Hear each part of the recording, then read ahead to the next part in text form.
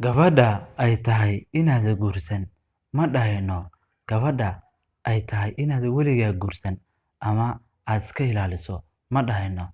Ma ogin waxa aad guursan doontid, laakiin waxaan kuu sheegaynaa calaamado aad ku ogaan kartid oo aad isaga ilaalin kartid inaad guursatid. Khilaafku waa waxa ugu xun ee labada qof oo xiriirka leh soo dhex gala ama isfahan la'aantu ay ka dhex dhacdo.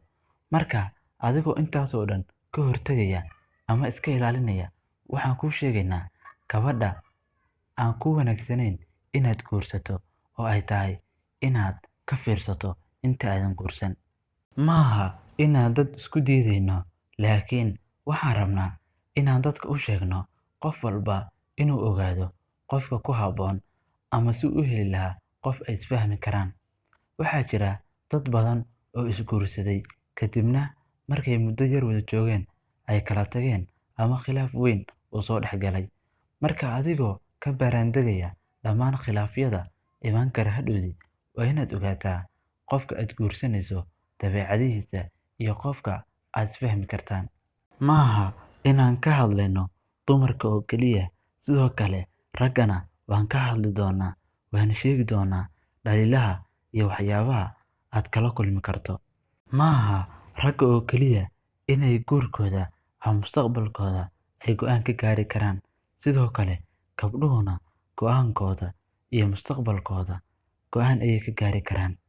Lambarka koowaad waa gabadha jecel wax walba inay kantaroosho ama wax walba jecel inay xakamayso. Haddii gabadhaada aad xiriirka la leedahay ay jeceshahay inay wax walba ay kantaroosho ama ay xakamayso, run ahaantii mustaqbalkiina dambe isma keeni doontaan, waxaana ku dhici doona isfahan waa iyo khilaafaad badan. Sidoo kale ma wanaagsana qofka bini'aadanka, rag ha noqdo ama gabar ha noqdo, inuu isku dayo inuu wax walba uu kantaroolo ama uu xakameeyo. Ma jiro qof wax walba xakamayn kara. Qof walba wuxuu leeyahay waxyaabo isaga u gaara oo ay tahay inaan lagu maamulin. Lambarka labaad, gabadha xanaaqa badan. Haddii gabadhaada aad xiriirka la leedahay ay xanaaq badan tahay, run ahaantii mustaqbalka dambe isma keeni doontaan, waxaana noqon doontaan laba qof oo mar walba iskhilaafa.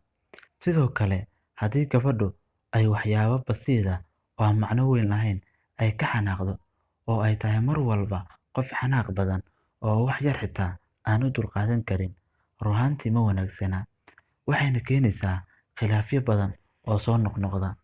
Marka sida aad uga hortagto khilaafyada soo noqnoqonaya, waa inaad ogaataa marka hore qofka.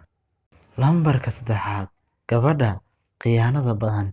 Haddii gabadha aad wada sheekaysataan oo xiriirku idinka dhexeeyo ay khiyaamo badan tahay oo mar walba aad ku aragto khiyaano iyo waxyaabo been ah, run ahaantii gabadhaas mustaqbalka dambe waad iskhilaafi doontaan, mana isfahmi doontaan. Mana wanaagsana inuu qofku khiyaamo ku dhaqmo ama uu sameeyo waxyaabo aan wanaagsanayn. Lambarka afraad, gabadha aan anshaxa lahayn ama dhaqamada wanaagsan aan lahayn. Haddii gabadhu aysan lahayn dhaqan wanaagsan ama anshax wanaagsan, run ahaantii waa waxyaabaha ugu xun ee qofka bini'aadanka looga tagi karo.